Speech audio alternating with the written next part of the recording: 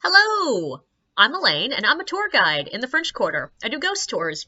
And I am not going to tell you the stories that I tell on my tour, because you gotta pay for those. But if you want to hear some interesting things that have happened to me while I'm leading random drunk people around the French Quarter, I got you. You've probably heard that there are two natural responses to danger: fight or flight. But truthfully, there's a third: freeze. And I know this because I tend to be a person who freezes when something goes wrong. And I know you're probably thinking that's a bad thing, because, like, as a tour guide, I need to respond quickly and get people out of there when something goes wrong. But objectively, no. Quite often, freeze is the correct response. So there's a person that's been wandering around the French Quarter recently. They wear all black. They tend to wear a veil of some sort over their face, so you can't see who they are, what gender they are, and they're all in black, so they blend in really well with the darkness of the French Quarter. And they like to wait until there's a group passing by them and then jump out and yell boo or ah or something to make them startled. And you'd think, oh, tour guides must love this person because, oh, they're making the tours all spooky. Truthfully, no. We hate them because of fight or flight. Because about a third of your guests are going to respond to someone jumping out and yelling boo by trying to hit them. And another third is going to run out into the middle of the street. And both of those are really bad responses. Because if we end up with physical contact, we're going to have to stop and possibly call the cops. And if we end up with people running out into the street, like, somebody jumping out and yelling boo is not a real danger. A car is.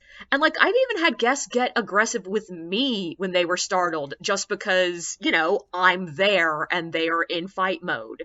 So, objectively, yeah, freeze can be quite useful. And there's a moment that occasionally happens that is just absolutely golden. So there are a lot of people who like to walk by tours and yell boo at them because they think that all tours are inherently ghost tours and all ghost tours are just telling, ooh, spooky stories. I'm like, that's not what's going on. But it's really annoying. But every now and then, you get that group that when some drunken asshole jumps out and yells boo, nobody responds. Nobody jumps, nobody screams, nobody moves, everyone just stands there. And you get to continue the story as if nothing happened, which is both beautiful because that means you haven't broken the story, but it's also fabulous because there is nothing that deflates a drunken asshole's ego quicker than having nobody react to them whatsoever. But that being said, there are times that I know freeze is probably not the correct response.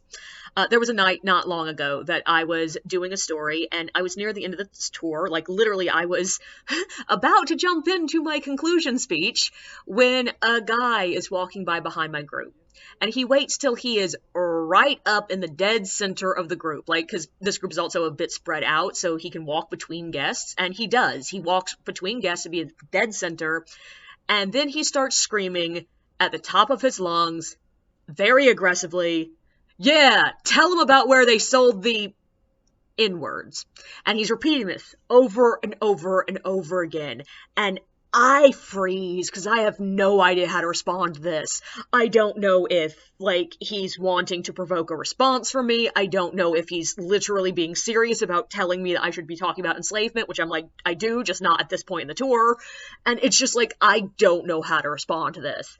And luckily, none of the rest of my tour responds either.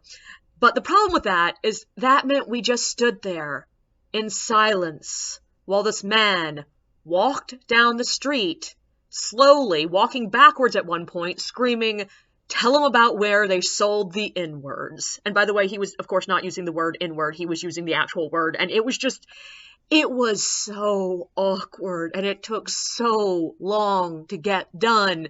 And there is part of me that wonders, maybe if I had said something, he would have stopped sooner. But considering how aggressive he was, nah, I really think it would have escalated things. Because that's one good thing about freeze. It doesn't escalate bad situations. Don't forget to like and subscribe, and feel free to share your own experiences in the comments below.